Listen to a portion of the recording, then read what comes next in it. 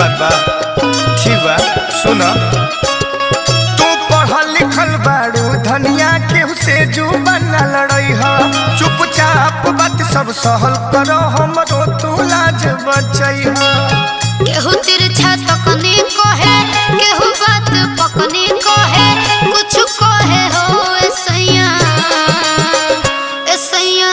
देवरा मन रखनी कहे ननदी तो फेकनी कहे सास कौआ हकनी कहे हो ऐसैया